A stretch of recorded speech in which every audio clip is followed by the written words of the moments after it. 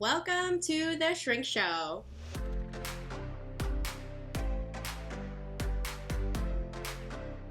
Maisie Ruttan and the Shrink Show, and it sounds like a band. Oh, Maisie Ruttan. It kind of does, actually. Like you're the lead singer of our band. Well, tonight maybe I will be. No. So, share our wisdom. Share who you are. Like, how did you get into this? Who are you? What do you do with this? Like, I just want to know you. And then by the end of it, Auntie and I will have good sleeping children. Please. Thank you. That would be great. A miracle, like I'll like wave my magic wand. No pressure. Yeah. Pressure. Yeah. Well, I'm actually a psychiatric nurse, and I went, had twins and didn't want to go back to work. And so was kind of trying to figure out like what I could do to like pay the bills. And a friend suggested that I become a sleep coach because my twins slept great, and I was kind of helping other people kind of with their sleep and that. Basically, I read a gazillion sleep books when I was pregnant because everybody just terrified the crap out of me. Like, you're never going to sleep again. I used to want twins until I had my first. Now there's no way. And like, better sleep while you can, and like all of these things. And so I was on bed rest. So I just read all these like pregnancy books and sleep books. And yeah, my twins slept okay. There was two of them. So obviously it was like hard in that sense, but they slept okay. And I felt like, okay, like clearly maybe it's my nursing, maybe it's what, but something I'm doing right. And then they became toddlers, and like everything went out the window, and they're waking up and jumping on the bed and not laying down when I ask them, and coming out of the room and tantruming and climbing in my bed and all the things. And I was just like, oh my God, like I thought this was supposed to get easier. Everybody says the babies are the hard part. And I was like, no, I hate the toddler years. Like, what the hell? But like flipped that switch. How old? It was gradual. Things got really hard for us around 2.5. But that was also like we moved, like a big move, and I had started a new job. That was full time at the time, and so it was a lot of other things going on. But I would say that's really when things started to go off, and then it just kind of came and went, and I call it whack-a-mole, where something kind of gets better, but then something else hits you, and it's like you're constantly just constantly putting out fires, and it just feels like it never gets easier, right? It's like that to-do list never ends kind of thing. And yeah, so I did what I do best and just kept reading, because I'm like always reading, and took some courses and learned some more things, and kind of just sort of made my own plan, because everything that I'd taken in my sleep certifications that I'd done previous, nothing really seemed to like fit. There's not a whole lot of people that talk about kids and sleep other than just like drag them back to their room, but don't make eye contact and don't reward them, like don't give them any attention and all these kinds of things, and reading things about like putting locks on the doors and just nothing just wasn't, it just didn't fit. It just didn't fit with what I know about, child development and things. So here I am now, a sleep and parent coach, and my kids still don't sleep. I mean, they do say that, but like the kids will be kids, right? Like there's still issues. I would say it's a lot easier to like overcome them, but like I can't prevent nightmares, right? Like there's the limitations to what you can do. Yeah.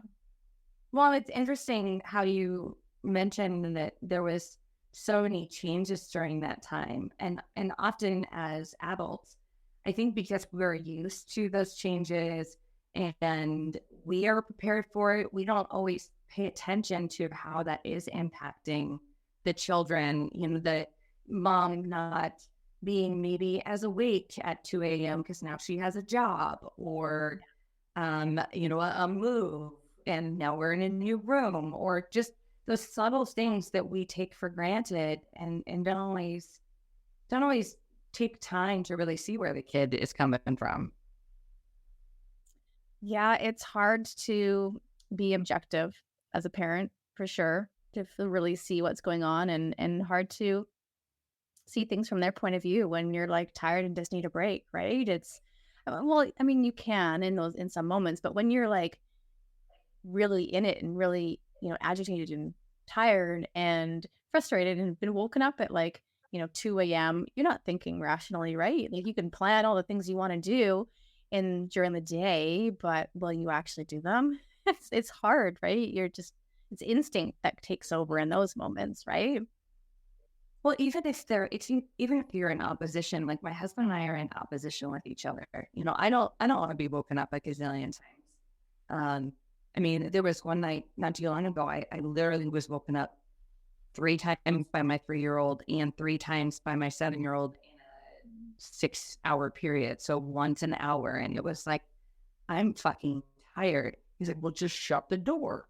Just ignore them, and it's like, well, that's not going to help me sleep because then I feel guilty and then I feel awful and then they're screaming, crying, and then it's this whole other slew of things. And so it's like, how do I figure out what to do when we're not even in agreement? Did you feel like you and your partner were in agreement, or did you have a partner at the time, or were you just kind of winging it on your own, which is a whole nother layer that so many people experience? Yeah, I have a partner and he's great now. To be honest, he does bedtime more than I do because I lose my shit more than he does. But at the time, it was me doing bedtime.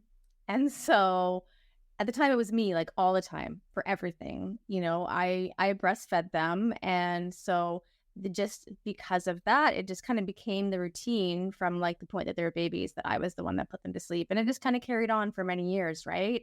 And so at the time it was me. And yeah, I had some of the same things. Well, why can't we do this? Or have you tried this kind of thing? Or you should just do this. And it's a lot easier to say what you should do when you're not in that room, right? And he agreed with me, but it was still challenging. But you bring up a good point, and that is like probably one of the biggest challenges that my clients have is that there's disagreements between what the mom and the dad or the two parents want to achieve or what they believe should happen. And it's so depends on like how you were parented, right? Like my husband remembers, the door being closed and then don't come out till morning, right? And so he felt like that's what we should do. But then on reflection, he's like, actually, I hated that. So maybe I don't want to do that. And so it's kind of just it's tricky, isn't it?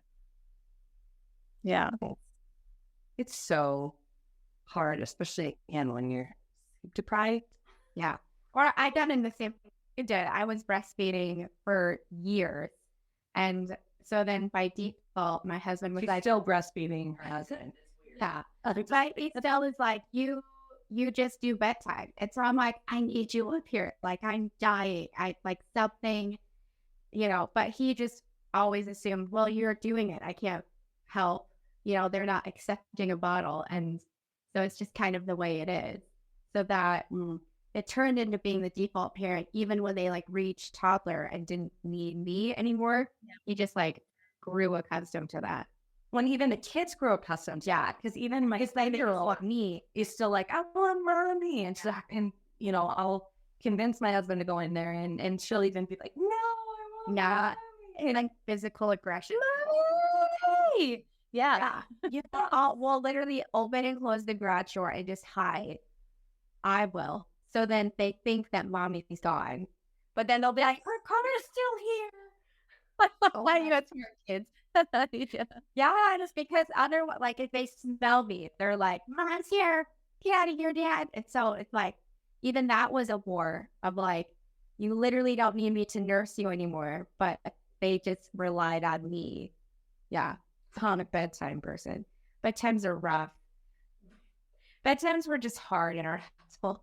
Bedtimes are tiring. They're very tiring. And at the end of the day, everyone's tired. The kids are tired. Well, and it's like sometimes I just need a break. But my kids love to have me sing my night songs to them and everything. And so it's like that guilt, right?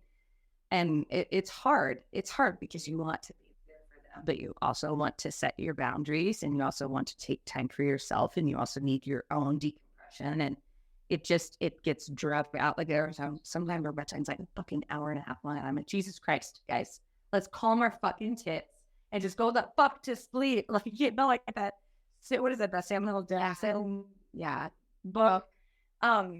So what do you feel with your expertise? What would be the best highlight for your expertise? Do you want us to just unload and do you want to diagnose us and our children?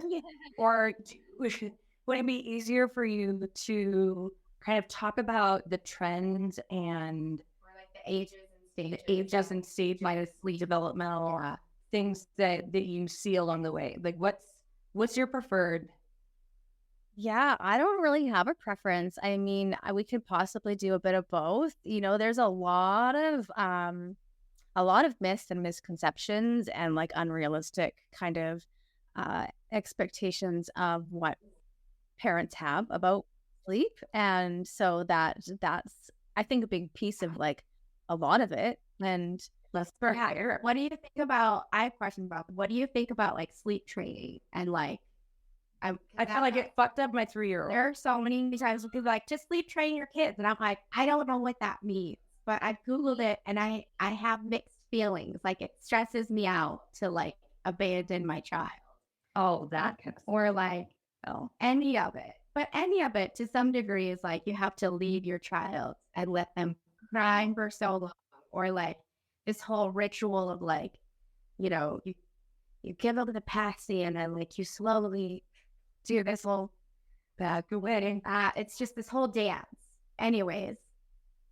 yeah, sleep training, I'm not a fan. I don't consider myself to be a sleep trainer. I feel like I'm more of a parenting coach with a specialization in sleep. I feel like sleep training, it's controversial. It is when most people talk about sleep training, they're talking about like behavioral extinction, where you get change to happen by removing yourself from the equation, by removing any sort of rewards. And so it usually involves, well, at the very strong end is like close the door and leave and don't open it till morning.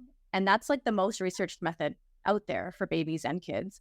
And then it's like, check on them every few minutes and the different variations like this. And, it is controversial. It's the most researched method that we have. But along with that research comes tons of support for the fact that parents hate it, tons of support that parents don't do it right and that it makes things worse.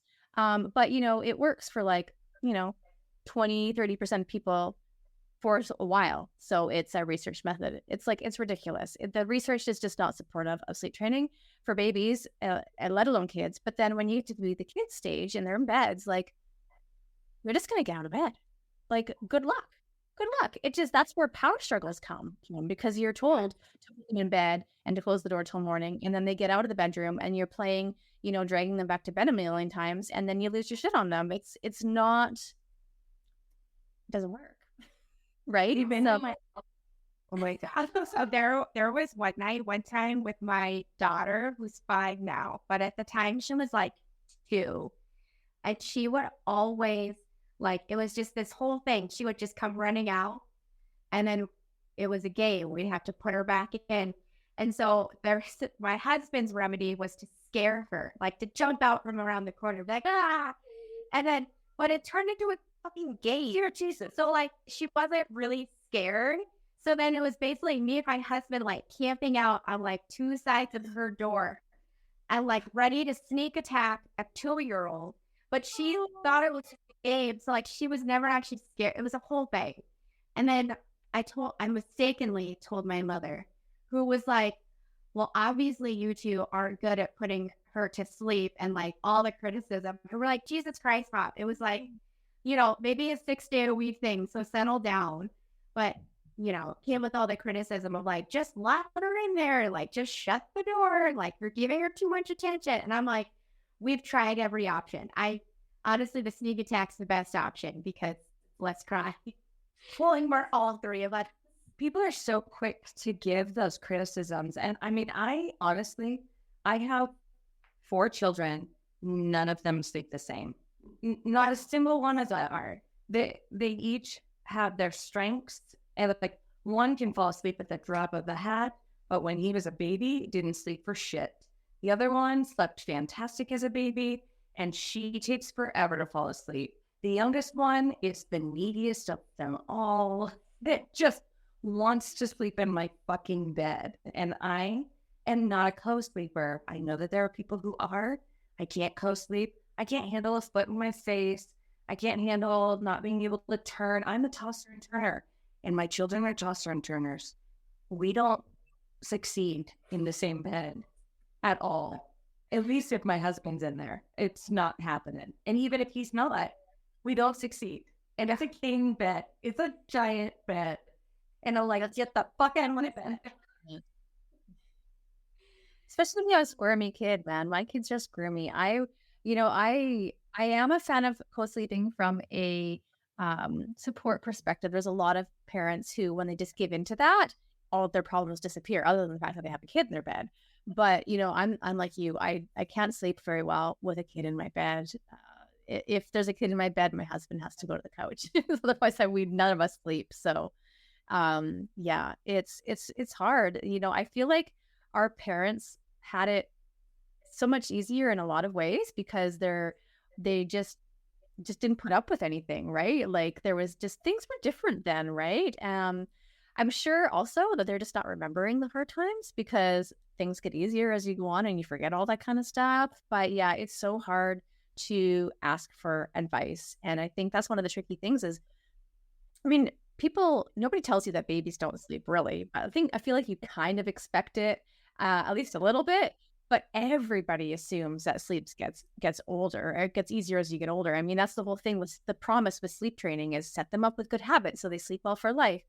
Well, actually, no. Like most of my clients were sleep trained in the past, and it doesn't work. As soon as they're out of the crib, anything that you have done completely disappears.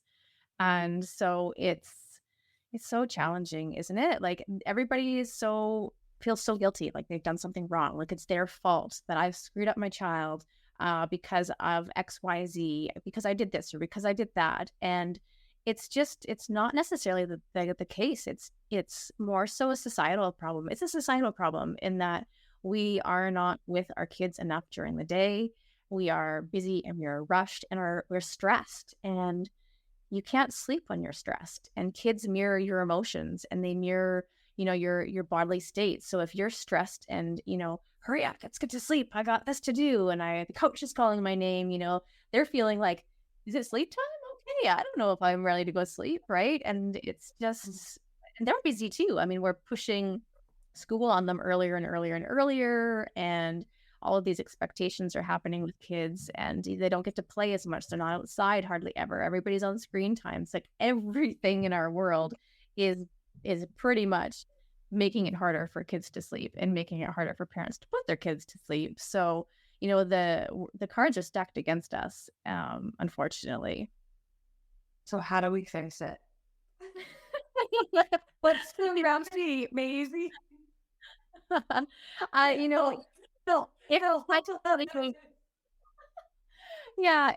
There isn't a remedy. I wish there is. I mean, no, there is. This is what I do for a living, but the magic wand solution, if I were to say, try one thing, it would be to turn off all the screens, put your phone away, like turn it off and put it in a drawer somewhere, and spend like 10 or 15 minutes with your kid doing something that is like where you're actually like looking in their eyes and talking with them, coloring beside them, a puzzle, talking about your day, just something before you do get your pajamas on, brush your teeth, and put in bed.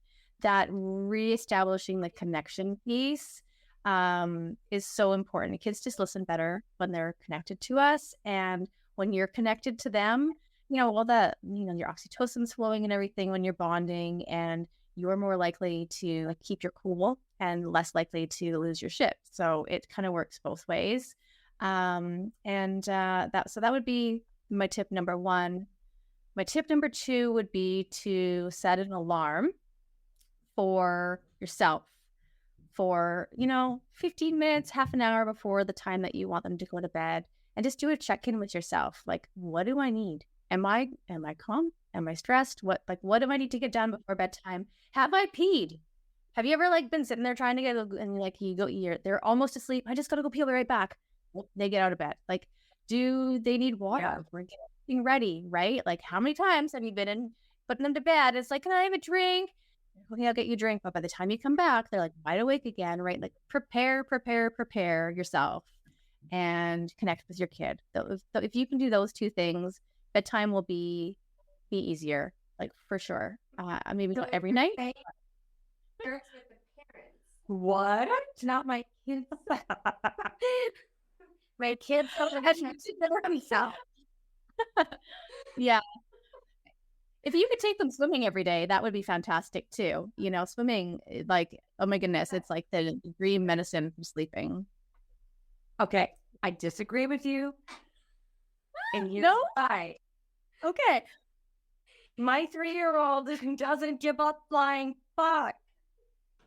You're doing it wrong. No, actually, this stupid microphone is what I'm doing wrong. No, I do, because you are a pediatric nurse. How often do you find that there is some sort of medical explanation for the sleep disturbances? And the reason I say this is because I truly feel like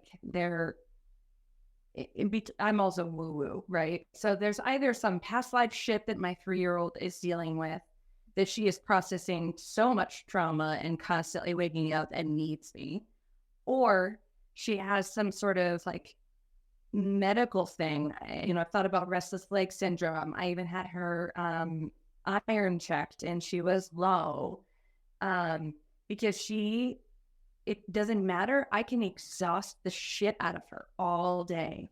And it's almost as though she has a worse night. Now, she can sleep nap time, no problem. Daytime sleeping, easy. She'll fall asleep at the drop of a hat. She will sleep for 3 hours. Nighttime sleeping, I will have all the lights. I will have the music. I will have the sound machine. I will lay with her and let her fall asleep. I will table her back. I will let her sleep in my room. I will let her, if she wakes up, she talks. She wakes up, like startles, like literally shakes awake to the point that it wakes me up. If I'm like laying with her, I've fallen asleep. And she'll wake up screaming at the top of her lungs, "I need you!" Like, it's nonstop. And I'm like, what the fuck is wrong with you? Nothing's wrong with it. What the fuck happened to you? Right? That's the appropriate social. What gets to me? Why do you hate your mother? You say you love me, but I'm tired. Oh, that's a lot. That's a lot. Oh, I feel that.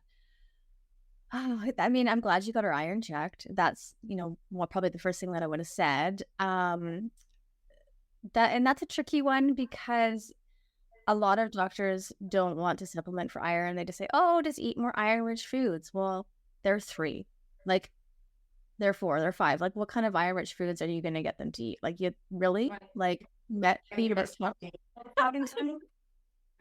So, I mean, so that's tricky. But also, if you were to speak to like a sleep doctor versus a like pediatrician and ask them how much iron a kid needs, they're going to have different opinions. So a sleep doctor is going to say most likely that they need more iron than another physician. So then where you would want to supplement is it's trickier to figure out, but there are some situations where supplementing would be helpful, even though the physician is not so concerned about it. Outside of that, I'd be looking at things like, are they breathing? How are they sleeping? Like, are they breathing with their mouth or their nose? Because they should be breathing through their nose. The mouth should be closed. And if you pull their mouth just open just a touch, their tongue should be suctioned to the roof of their mouth. So if they're breathing through their mouth or their tongue is down, that can sometimes be an indicator of just like poor posture of your oral facial.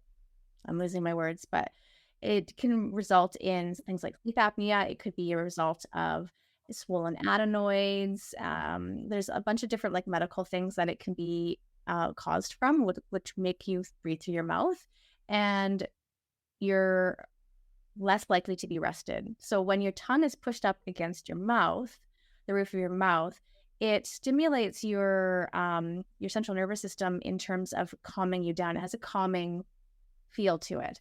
And so some of these kids that can't do this have a hard time. Now, not coincidentally, just unfortunately, most humans don't have their tongues against the roof of their mouth. It's one of these evolutionary things that we've lost that we're supposed to have that we don't have. And so it has all kinds of ramifications. But they're not super well known. It's an emerging field. There isn't really anybody that specializes in this. Like ENTs, they're more about like cancer and swallowing and things like this. Nobody really specializes in this. Not enough people, unfortunately. So it could be something like that. Restless leg syndrome is definitely something that I'd be looking at, or sensory challenges. This is the biggest thing that I see is sensory challenges where they're highly sensitive, where like they just pick up on everything, right? Like all of their senses, their hearing, their sight, their nose, everything is just busy, and they have all of the stimulation coming into them, and their body's basically like this inside, right? Like they need to be calmed down. But the difference is, or the problem is that everybody calms down differently, right? Like some people, they need the quiet and the chi and the zen, and other people, they calm down by like jumping on a trampoline or like swinging, or that's where you get like the weighted blankets and things like this that you hear about. And so, it's that learning what helps your child to calm down and what revs them up, and using that to your advantage. So yeah, to answer your question, there's a whole lot of different medical things that can get in the way of sleep. God, and the medical community has, it seems, at least with sleep studying, like no sense of urgency. So as a parent, in order to get a sleep study, I have to, first get a recommendation from the doctor's office, which makes an appointment, right? I have to get an appointment there. But then there's all these other things that I have to have a reason or some sort of proof or something in order for that doctor to be like, yep, you need to have the sleep study. And I mean, it was just all these hoops that I just kind of gave up. And honestly, the only reason I had her anemia checked was because I have this weird thing of whenever I craved a certain food when I was pregnant with a kid, it has always ended up being that was some sort of vitamin deficiency that they have now. And with her, I craved red meat like nobody's business. And I was like, well, I wonder if there's something with like Absolutely. fire. And she's like toeing that line. And actually, now that I think about it, I haven't had it refilled. So maybe that's why I'm having some issues. Oh my God. Being another mistake. Yeah. Well, it's funny because if I give her, is there iron in cheese? I don't know.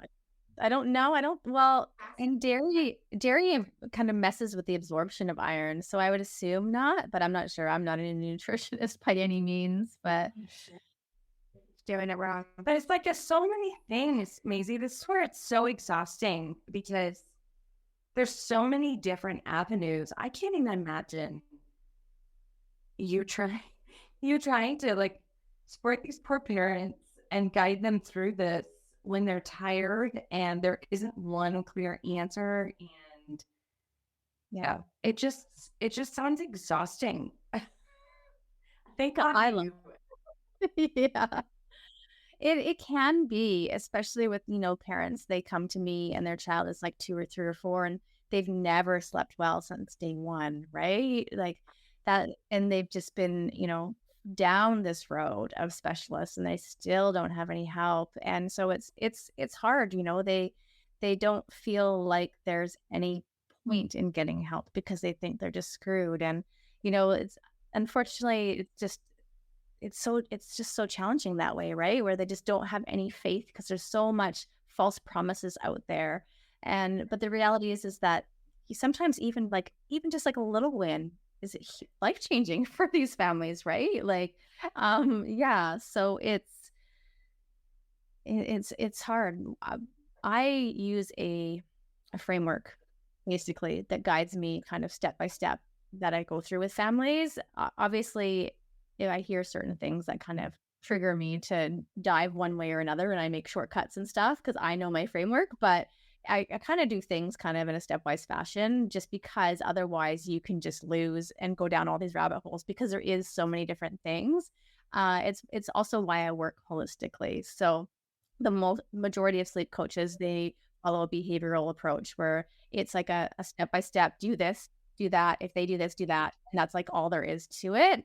Whereas like I will look at, the self-care of the parents, what their routines look like, what your boundaries look like, what time you're going to sleep, how that works, because there are chronotypes. We have chronotypes, right, with our circadian rhythm. Like some of us are naturally morning birds, and some of us are night owls. And if you're trying to put a night owl to bed early, good luck, And this is like, it influences like our hormones, right? Like our melatonin is all synced up by like the sun and what in our routines and everything. So sometimes things are just really out of whack.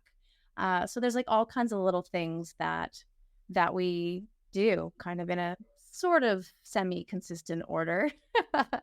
And it's like a puzzle. I call it a sleep puzzle. That's my analogy that I use when I'm talking with families, because it really is.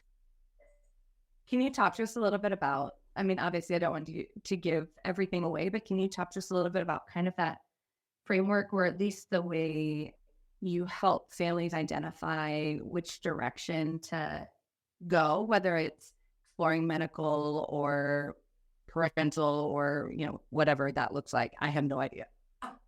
Yeah. The first step is always to try and just get to know yourself, your values, the temperament of your child, and your own personality, and to see how that works together. Because some personalities of parents and children, sometimes they kind of like butt heads just naturally because of the way our personalities is. And so we kind of sometimes need to learn how to work with each other and learn what our child needs, where they're at in development, so that we can form realistic expectations of what they're capable of, right? So I think that's hugely important. A lot of families expect that kids should be able to fall asleep alone, with a kiss, good night, you read your story, good night, I'll see you in the morning. And the reality is that it is normal for kids to still wake up at night and still to need support to a certain extent anyways. If it's happening where they're waking up every single night and needing you multiple times every single night, there's definitely room for improvement. But that realistic expectations is the first piece, and the medical piece is what I would suggest. It's always great to follow up with your doctor if you're concerned.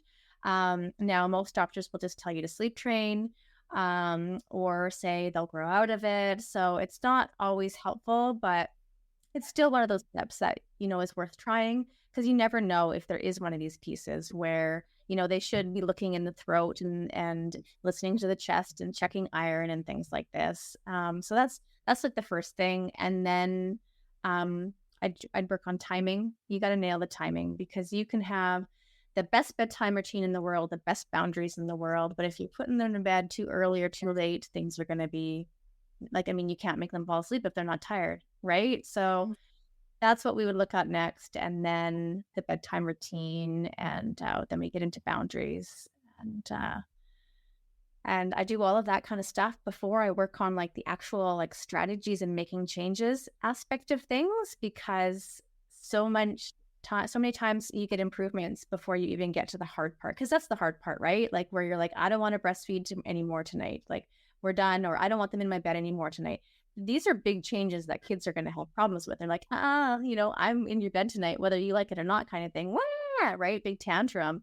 So that's the harder changes. So we do all the other things earlier on, just because they're easier. They give you like mini wins where you get some confidence, you get a little bit more downtime because they fall asleep quicker, and then we do the hard stuff, right? Like there's a method to the madness, right? Most families, they just dive into you're not sleeping in my bed tonight, and all the prep work is gone, and it backfires, and then you give up, and it's this cycle, where I got to change this, I got to fix this, and then it goes bad. Then you're like, okay, whatever, screw it. Like we'll just stay here for a while. And then it builds up where you're like, I can't handle this anymore. Then you snap, and then you feel bad for snapping. Okay, you got to fix this. And it's just this cycle, right? It just keeps continuing. You're nodding your head. Yeah, in my home, What is happening? How do you help with kids who do come in? So help me. My 3-year-old comes into my bedroom. Help. But he has figured out how to come in without waking me. But what happens is he's 3 and I sleep on my back and he'll sleep 100% on me. How the fuck does he get on top of you without you knowing? Because we've had children who crawl into our bed. Like I co-slept with my daughter and son. And then when they got out of that, then we got them to sleep in their bed for a while. And then we got it to where for a minute, our daughter figured out how to because sometimes we would wake up and she would slowly crawl in between me and my husband, slowly. You get good at it. Wedge and we would just wake up and be like, ah, because my husband would be like, that's not Jamie. And like, like, what the heck is this? And so we got her to stay in her room all night. When now he will come in and sometimes he'll just come in and I'll just let him in because it's typically in the window of like midnight to 1 a.m. and he lays 100% on me. And he's 3.5. He's a solid little boy and he's tall for his age.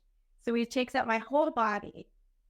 And so I don't move from like midnight till my alarm goes off. How do you sleep? I wouldn't sleep. Yeah. So hypothetically speaking, how would I make it so this 3-year-old doesn't come into my bedroom? Because a lot of times, like my husband and I was like, I'll never co-sleep. Like that's crazy. And then when I figured out I could co-sleep while breastfeeding, I was like, this is the best thing that's ever happened to me. So like the kids in our bed, we always thought we'll never be those parents. And here we are. It's been like this for like almost 6 years at this point. We've just given up on life. Because I'm tired and this is the only way I can get sleep. I feel like this is so funny because it feels like the therapy. I want to do therapy. I don't ever want to do therapy. Now you're a therapist. I'm not, because I was never opposed to co-sleeping until they would sleep in my bed and then I would never sleep. So I'd be like, get the fuck out. I got to put them in bed. Well, similar to what Maisie said, no one told me truly what sleep was like with the newborn. I always knew like, oh, they'll, it's hard. You'll never get sleep. You hear that. But I didn't understand what that meant. And then my first was the worst. But then at the second one, I bought one of those sleep training programs. And it was helpful because I learned like, oh, I think in hindsight, my daughter was overly tired all the time. But I didn't know that because no one taught me that was a thing. I always thought, oh, she'll fall asleep. That's false, apparently. Anywho, so then with my second, I was like, we're going in like armed with sleep training. It's worked like, I think he just was an easygoing sleeper. Because the thing is my daughter was a rough newborn sleeper, good toddler sleeper. My son, really good newborn sleeper, not the best at toddler sleeping. So help my 3-year-old stay in bed all day long. My husband and I would really appreciate it. Magic wand. Anytime. Magic wand.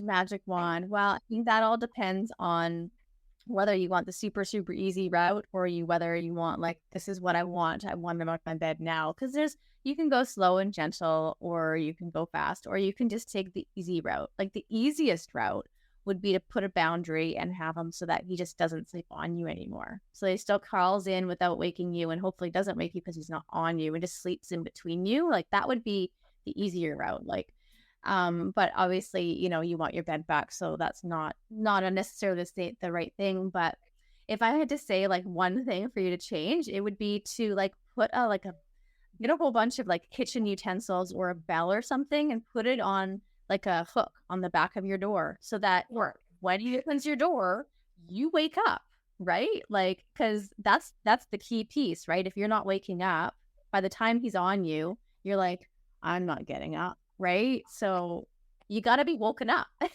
That's the first thing, or you can't make any changes. And then, deciding what you are willing to live with. For a lot of families, just putting like a little bed on the floor and it's like, okay, you can come in here, but don't wake me. And and don't crawl into bed with me. You know, if you need me, that's fine. You know, you can get a kiss or a hug if you've had a nightmare or whatever, but like, you're not coming in my bed, you can sleep there.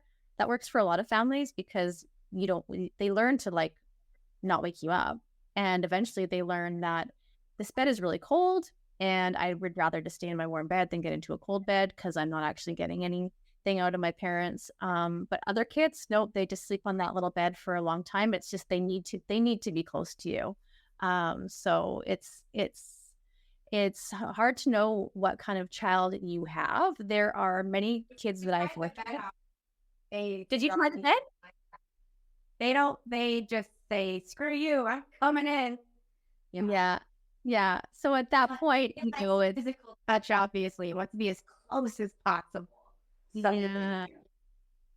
Yeah. So a lot of kids are like that. And so it's balancing that, okay, how much of this is boundaries and how much of this is like he needs my skin to help him regulate and help him sleep, right? And so this is where maybe creating some space is helpful. Like I'd be looking at how he's falling asleep at bedtime.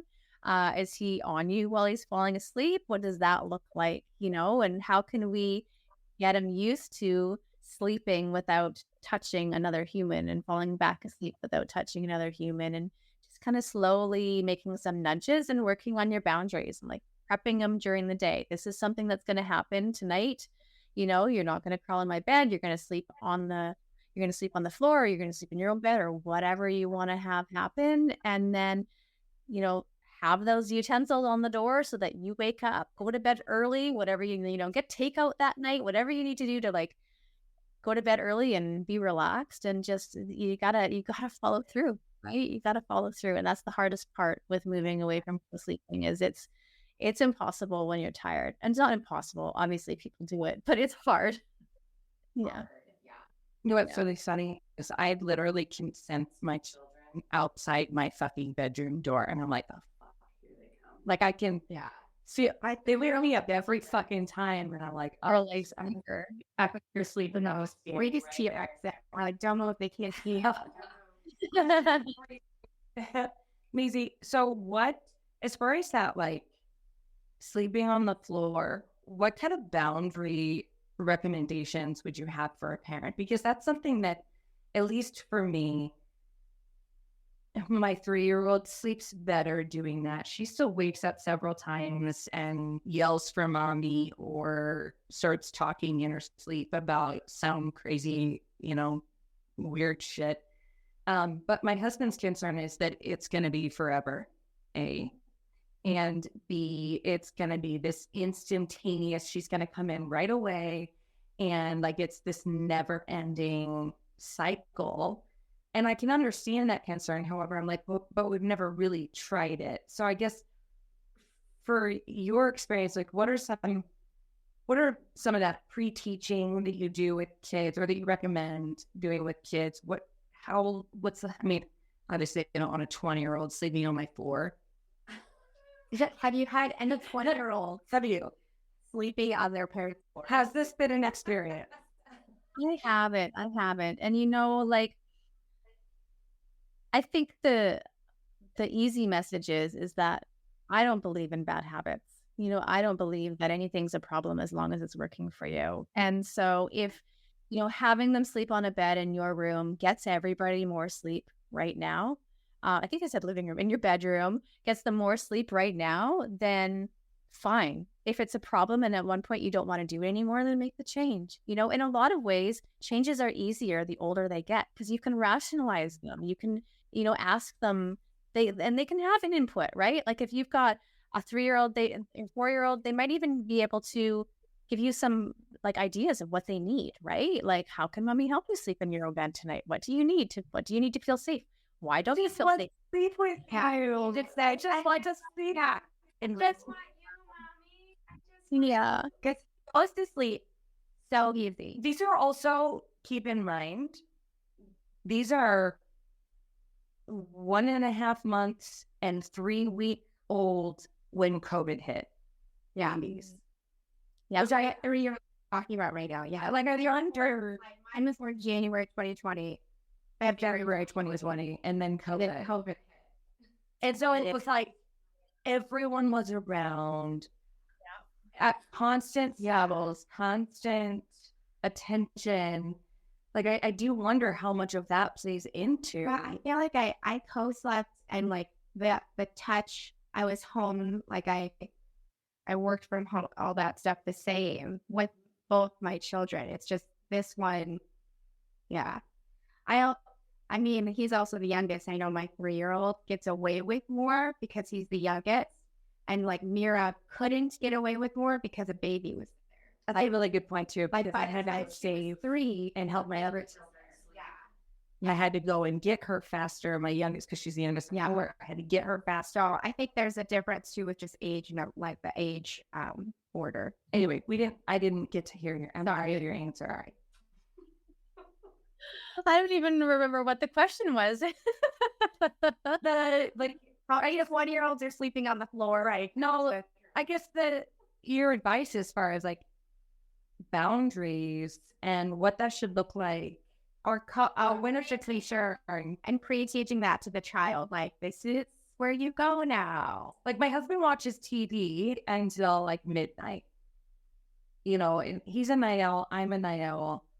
Kids go to bed at 8:30, and so, you know, like my concern, at least the way my brain works, is well, I don't necessarily want them in there because sometimes he's watching something that I wouldn't necessarily want them to watch. Now I can, you know, pillow TV in the bedroom, right? Like I can put a pillow over my head. You know, another option could be that he watches TV in the living room, but then it's like that. Then that disrupts his routine too. So it's like all these fucking factors, man. People. Yeah. No. I don't know that there's an easy answer for that one. You know, watching TV in the living room is healthier from a bedtime, you know, sleep hygiene perspective. You know, watching TV in the bedroom is like a bad habit that I do believe in. But yeah, I tell my husband that very bad. I agree. However, I lost that battle. Never had the TV in my room, and I don't lost that. Fuck you. All right, you're the better one of us. All right, you're winning at life. No, I agree. However, it is something. It is a battle that I lost, and it's what it is. I mean, it is what it is. I don't know of like any like 10, 12, 16-year-olds that are still sleeping in their parents' room. I mean, I'm sure it happens like to some people out there, but you know, it's not common. Kids eventually, you know, grow up. They learn that their friends are sleeping in their own beds. They want to have sleepovers. You know, they get embarrassed about sleeping with mom and dad, or they feel proud to sleep in their own room. You know, I've worked with families where it's just like kids like to wake up and they're like, I'm going to sleep in my own bed today, right? So you can prep them by like reading stories or making like a social story or something like this where it talks about everybody going to bed in their own bed and or changes happening and things like this. So you can kind of influence it in that way. But, you know, I think in your situation, it's tricky because you don't want her in there because of the TV and what she's going to be watching. And it's not just a matter of her sleeping in your room. I mean, that's a fear for him, not wanting her to kind of grow up there forever. But it sounds like, you know, she's sleeping better next to you. So, you know, you could sleep in her room. You know, there are lots of families that do that, but that's not necessarily the answer for a lot of families either. And I see you like snickering like this, like, hell no. So yeah, it's you should decide. You need to decide what your boundaries are. You need to decide what your boundaries are and prep her, and then go. You do. And again, it kind of comes back to that partnership piece of, you know, what is the agreement and what isn't. What are you both comfortable with? And I tend to be the one that sacrifices my own sleep and sanity for the sake of the family until I lose my shit, like you said, you know. And it is this constant, never-ending piece. And even having worked as a school social worker, I would talk to my students about how important that sleep is, you know, because they would go to bed at 2 a.m. and then try to get up and focus at school the next morning, and like couldn't understand why they were feeling pissed off at everything. And I'm like, because you're fucking tired. Yeah. Yeah. Yeah. People. So what you do is so important for not only parents, but even for the children, because you're giving a voice to the kids and helping them obtain what they need when they don't have the words to say exactly what it is they need. That's huge. Yeah. And they don't always know what they need either, right? A lot of this stuff is instinctual.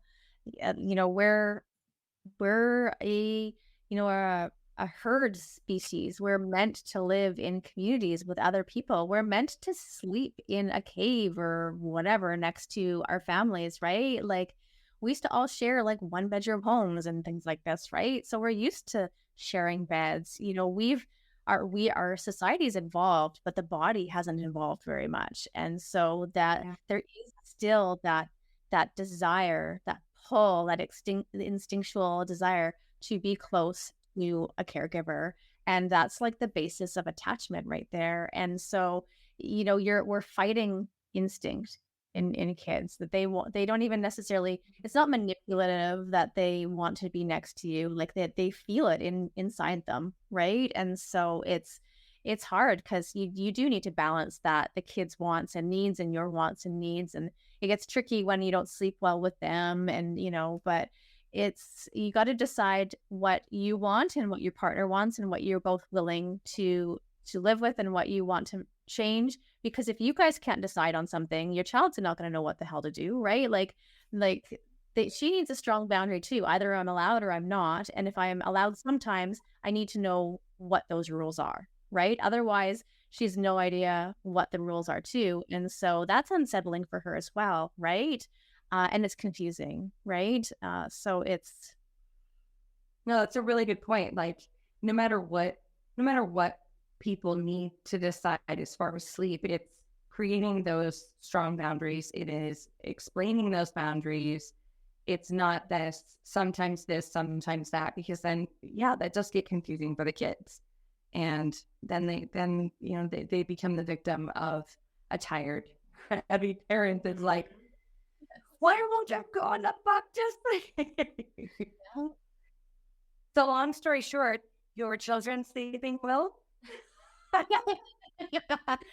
Yes, actually, fun fact, my 6-year-old is currently sleeping on the floor. That's his stage right now. He is sleeping on the floor. He's made himself a little bed with a comforter and a pillow, and so not even a mattress. And so like kids really can sleep anywhere. They're resilient. And I just wasn't going to fight him on that because he's strong-willed, and that's a battle I don't want. I'll never win. So I'm like, sure, you can sleep on there and in the morning. Are you comfortable? Did you have a good sleep? Yeah. But the funny thing is he slept on the floor 3 nights now, and he's been sleeping through the night, which is amazing. He's been a good sleeper, but he's been going through this phase of like having nightmares, and he's had a nightmare like every night, sometimes 2 nightmares for like the last couple weeks, 2 or 3 weeks. I think probably, back to school starting is stressing him out and things, maybe. I'm not sure. We've also had a lot of late nights because we've been, shoving in the last of summer. So he's a little off. But yeah, on the floor, he's sleeping through the night again. Nightmare's gone. So yeah, I don't know. Some things you just can't explain. Well, because that's a win. Like you said, it's those wins. Like, yes, he's sleeping on our floor, but he's sleeping through the night. And I will tell you honestly, if my toddler was sleeping on my floor but slept through the entire night on the floor and to wake up screaming or, yelling or talking in her sleep, then that would be a win for me at this point. Because that doesn't happen. So, yes, it's finding those small wins. Well, and maybe what I like about what it sounds like your coaching program provides, it's not just like a sleep program that you see online or purchase where they're like, you step by step, follow these 10 steps and some steps under these steps. Because that's why sleep training never made sense to me because I was like, what the hell? Like, we're not all one size fits all. And like, that this doesn't make any sense. And it feels wrong. Like, it goes against instinct. And you're right. Like, a lot of this is instinct. Like, that's why, co-sleeping feels instinctual because that's what it is. It's like our bodies want that physical closeness because I want to be close to my baby, when they're newborn, so that natural urge is real. And I like that you are knowledgeable of that and can cater to that if that's what the family wants, because I think that's the hard part with all these sleep training programs or sleep anybody is they're always a one size fits all, which that I always was just like, that doesn't feel like this is what this should be, yeah. So I love that. That's awesome. They even know people listen. Like for me, because I can say to my husband all day, every day, well, just let him sleep on the floor. And he can then talk me up and argue me out of it, act like it's going to be for, the next millennium. Yeah. And just having you give that permission of, no, it is okay. And you don't hear of, 15-year-olds sleeping on their parents' floor. And so it was going to reassess it in 2 years. Right. And it's instinctual. And, if you're done with it, then create a boundary. Maybe I just pull her little sleep mat like further and further, closer to her bed. I shit you not, through the kitchen. It is totally blinded. And like through the kitchen, and then around the corner is all the kids' bedroom. Oh no, she should just be like a couple inches at her like, look at where we're at. Let me draw this line. Like today we moved the tank. I did do that with my 7-year-old. Like when she was in her crib, I literally slowly moved her crib out of my bedroom and eased it into the room because that was her personality. She just, she couldn't have gone cold turkey. She would have lost her fucking mind. I had to slowly work her in there. So that's the fucking key. You helped me figure this out. It's the taper and I just slowly ease her. Yeah, that's just one of the gentler sleep training strategies out there, but it still does need to be personalized. It doesn't always work the way you're saying, but yeah, the step by steps, and that's the thing is like people treat it step by step, and then there's often comes to a point where it stops working, where it's like if you move any further, it's gonna all hell's gonna break loose, right? But I call it like, building a trail mix, right? Where like I give you like a recipe card and you can, and you kind of just choose what ingredients you want. But like, you got to have something sweet, you got to have something crunchy. And so, but you can pick, do you want chocolate chips or do you want Smarties or M&Ms or whatever? And so there's choice and what fits your own family and what fits your own values, but there is like some step by step to it. Otherwise, it's just guessing, right? And that's like throwing spaghetti at the wall and hoping something sticks, right? Yeah.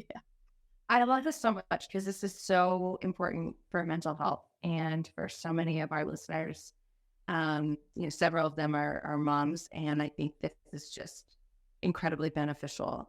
So should they be in the midst of toddler sleep helldom, how can they find you? Yeah, I'm most active on Instagram at Maisie.Ruttan. That's where I spend most of my time, and that's where I have links for like freebies and other podcasts I've been on and things like that. So that would be the easiest place. And yeah, come give me a follow, see what I'm all about. And I've got lots of little mini trainings and things on Instagram that you can, like little 10-20 minute long trainings that give you all kinds of valuable information. So yeah. And we will obviously put the information in the show notes, but just kind of in addition, is your Instagram the information in order to reach out to you to really like one-on-one? Yeah. You can DM me on Instagram. I work individually. I also have my group coaching program. And so individually, you can just book a call and just pick my brain for an hour. Like there's that option, or we can work together in like a coaching program where we work hand in hand for 8 weeks. And you can private message me in the whole 9 yards. Or there's my group program, which is probably my favorite of all of them, because then you're surrounded by other moms and you can realize that you're not alone and that other people are in the same situation. And you can inspire people and each other and like, oh my goodness, that worked for her, I'm going to try that. And this, and not feel so guilty and not feel so much shame. And it's very educational as well, because there's an online course portion of it. So I don't just tell you what to do, I tell you why, so that you can learn to understand your child, learn to understand what's happening, so that you can fix things when it comes back down the road, because sleep is ever changing. There's always going to be something. And so, my goal is for you to not need me anymore and to just understand sleep. And so it's a blend of, and there's some individual support in there as well. It's kind of like a hybrid. You get one-to-one, you get group, you get a course, all smushed into one. So yeah, it's called Hello Bedtime. Hello Bedtime is definitely my favorite. So check it out if you have any interest. If any of this sounds like you, if you've been nodding your head along as we've been chatting, it will help your child fall asleep alone, help them sleep through the night, help with early mornings, help with bedtime battles, night weaning, co-sleeping, the whole shebang, everything. I mean, shit, I might join that just to have other moms where I can be like, oh my God, yes. I'm tired too. Yeah, I've got a therapist in there, a couple OTs, a teacher, 2 parent coaches, and yeah, there's a lot of lovely mamas in there, and even a priest and a cowboy watching on so far. I'm just saying that you can, so many people like even parent coaches, even psychiatrists, psychologists, like all kinds of people struggle with sleep. So you're not alone, is what I'm saying. Yeah. No, I know. I know. No, it is beautiful.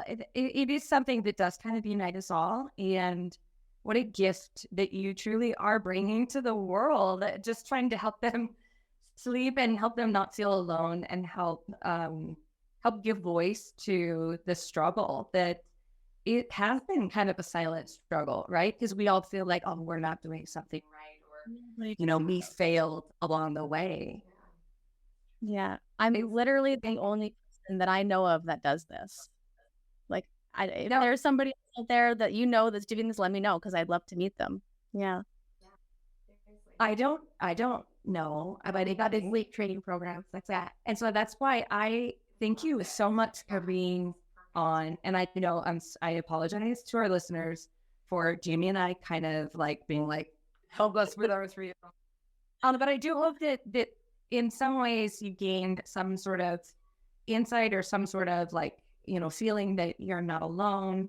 And mission to just ask for help, because sleep is hard no matter how old your kids are, right? Parenting is hard. It's so fucking hard. But certainly, I'm so thankful to bring your information to the Midwest, even more so, to allow a lot of our young parents, old parents, whoever the fuck you are, to benefit from you. You're such a gift. Thank you so much for being available and just being willing to share everything, all of your knowledge. Anytime. Thank you very much for having me. It's great. Thank you. And guests or listeners, don't forget to like, share, and subscribe. Oh, and we didn't share her mux really quick. So my mux says mentally on vacation, which, I mean, I could say that is how I am now that I have quit my job and I'm figuring my life out. But I also can say that this is how you feel when you are fucking tired. Yeah. It doesn't matter how much you need to think about. You are mentally on vacation, and it is in it.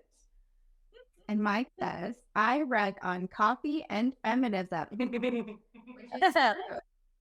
Sleep deprived and having a 3-year-old body lay on top of me all night long.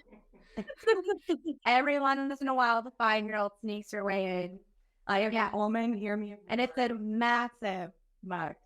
So lots of coffee. I love big mugs. Yeah. I've got my hashtag mom life mug. I was gonna use I like cats better than people mug, but I thought this one was more appropriate for the call. Love both of them. I do love both of them. Yeah. We are very much. So thank you so much, listeners. Don't forget to like, rate, share, subscribe. And if you have any feedback, please provide it. If anything resonated with you today, please don't hesitate to share. Don't hesitate to reach out to me via your information. It's in the show notes. And we wish you all of the restful, peaceful nights from this day forward. So thank you so much. We love you. Bye. Bye.